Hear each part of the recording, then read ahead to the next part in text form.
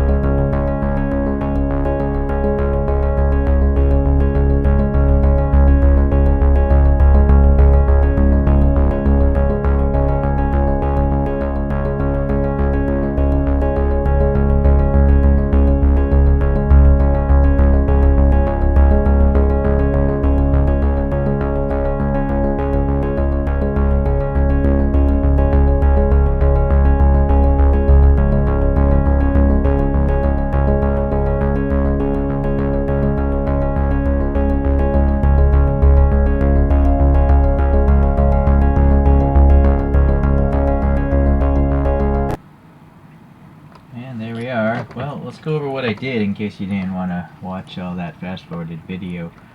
So there's a lot of issues, obviously.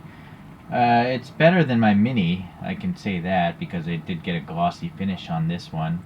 And what I did is I used rattle can paint of all things. I find that it lays up pretty smooth if you hit it just, well, maybe not. It's orange peely right there. Alright, but what I learned in this particular model's case is I should not paint the windows first, because that's what I did. Well, first I painted the body red, then I painted the windows, then I painted the silver, and the silver ended up getting on the windows. You can even see a little bit right there. So if I do this ever again, I'm going to paint the body first, then paint the window trim second, then paint the windows, and then, you know, clear coat it in between all those stages. So I wasted some time with that. And now, yeah, crazy glue most of these parts. I tried using just regular school glue, you know, when I did the headlights, but they just fell off. So I ended up using a toothpick and adding some crazy glue around the edges here. Same with here, they fell off fairly easily, so there's some crazy glue holding these pieces on, but you only have one chance. This grill is slightly off because I used crazy glue. It should be a little bit this way. I put a toe hook in here, and I also put one in the opposite side on the back here. And it's kind of hard to see, but I did paint this red and orange taillight and this silver behind it, hoping that would help out, but obviously it's the same red as this, so it kind of vanishes. Alright, and there's quite a bit of a gap underneath this body, this base here, but I don't really care. These things don't really roll anyways. I ended up using some putty. I found some, you know, 1mm stock, and I used that as the axles just to align them. I didn't even need to use the axle at all if I just used putty all the way, but the great thing about a loose axle and putty is you can set camber, which I decided to do since it is a cartoon car. What else here? A really big problem was the wheel to tire fitment. There was a flange on the wheels, and that flange was keeping the wheel from coming out enough in the opening of the tire. So I ended up clipping off the flanges of all the wheels, and then I used some poster putty to fill in the gap back here, and then I crazy glued over that because there was some air pockets between the wheel and the tire. So the poster putty here is pretty dark, so it helps hide it, and it'll keep glue from coming through the gap here, which would destroy all the paint, right? So that was an issue. Yeah, keep that in mind. You'll probably have to cut off the flanges of the wheel. But the wheels are molded nicely. I didn't bother with black paint because its holes are so deep, they look dark anyways. Alright, I think that's it, really. Yeah, if I had to guess, I did this over a month. And I wanted to really make sure the clear coat was dry between paint stages. Like, the first clear coat, I think I waited over a week, maybe 2 weeks. And then the second one, same thing. I waited several days before I messed around with the windows after I clear coated the body. Oh, another thing I did is the headlights were perfectly flat behind this clear piece. So I took a tiny poker and then a tiny drill and a bigger drill, and I eventually drilled out kind of like a conical light bucket, which you can see with the light reflection. It looks like a cone because I dug it out a little bit by hand with a drill bit.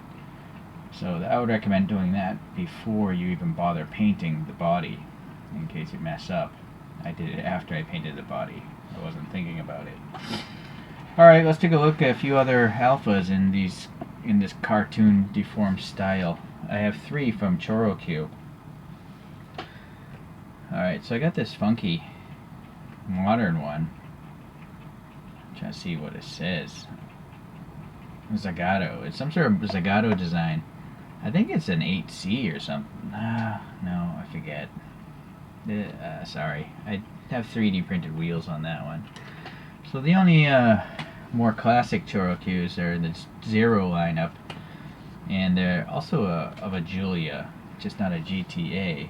It's, let's see what it says on the bottom. Giulia Super.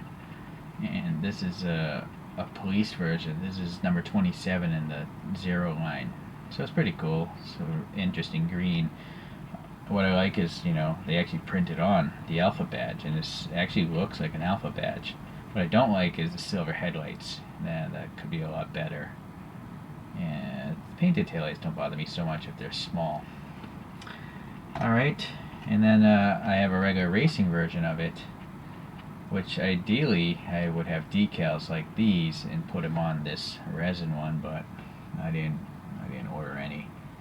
And you'll see the wheels on this one are pretty cool too, but I almost feel like they're better on the resin one. They're deeper. But this is actually a functional toy. It has a spring motor, so it can, you know, zip across your floor and run into a wall. Alright, so there we go. Move that back.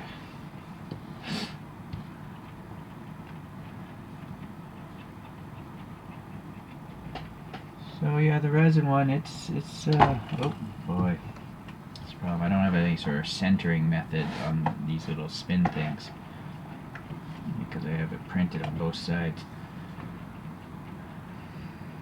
As I was saying, this little resin one isn't far out of scale. It looks like it could belong in the same cartoon universe. Alright, let's let this guy spin on its own. Well, it's the holiday season coming up, so it makes sense that Santa Claus would be waving this guy down or hitching a ride with this little cartoon car. So I think this, boy, it was so much work on this guy that I think, and also actually I'm kind of happy with the way it turned out. I'm going to have to put this into the Tower of Choros. So actually let me show you that. These boxes I have from some other Tiny Qs. Tiny Qs are great, by the way, because they have clear headlights. But I took the boxes from some of the Tiny Qs, and then I just have some sandpaper, and I glued on some glue and hobby grass and stuff like that. So that's what this one is for. And then I just use a big blob of this putty here. I'll just pop it on the bottom here. Maybe that's too much, actually, but I want to make sure it actually sticks to the thing so it doesn't fall and rattle around the case, because any rattling in this, these little tow hooks are gone. They're gone.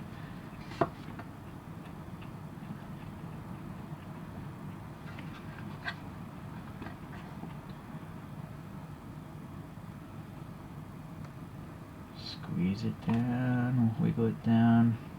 The putty will eventually give way and start gripping the base of this thing. I guess you can see it on the bottom, but since it's dark, it's not so obnoxious. It doesn't really bother me so much. So, yeah, this particular putty I use is meant to hold 3 kilos against a wall, so I have a feeling with that much putty, I don't think that's going to rattle loose anytime soon. Not that I really move these display boxes around too much. In fact, let's pull up that tower right now. So this one is actually going to go on the bottom right here next to the Mini that I did. So yeah, there's the Mini, and you'll see it's not quite a glossy finish. It's I used a Vallejo clear coat, and it simply isn't very good. It just doesn't lay up evenly, not like rattle can paint. Rattle can paint goes on so thick that a lot of it tends to flatten out, and you can just tell it's a lot glossier, right? Well, it's still not as good as a professional paint job. This is by Crafts Tech, or Fuel Me, I think it was branded under. And unfortunately this one got damaged in shipping, but it's clearly a really nice smooth paint job. And then there's 300 SLs, those are by Choro-Q. This Nissan van is by Choro-Q. And then, oh, this is another resin one I did. I actually forgot, but I don't have any decals. It's a Mercedes race car, and then the good old Choro-Q Back to the Future with some Hot Wheels aftermarket wheels, alloy wheels that is. Oh, not Nissan, is by Choro-Q, and I 3D printed my own. And this Stratos is also a Choro-Q, and I 3D printed my own wheels on that one too. So that is my current Tower of Prime Choros. Unfortunately, I'm out of boxes. I haven't bought any new Tiny Qs because they don't make any castings. They make like one new model a year. Their last ones are a bunch of Volkswagens, classic Volkswagen vans, which I guess someday I'll have to get. Thank you for watching today.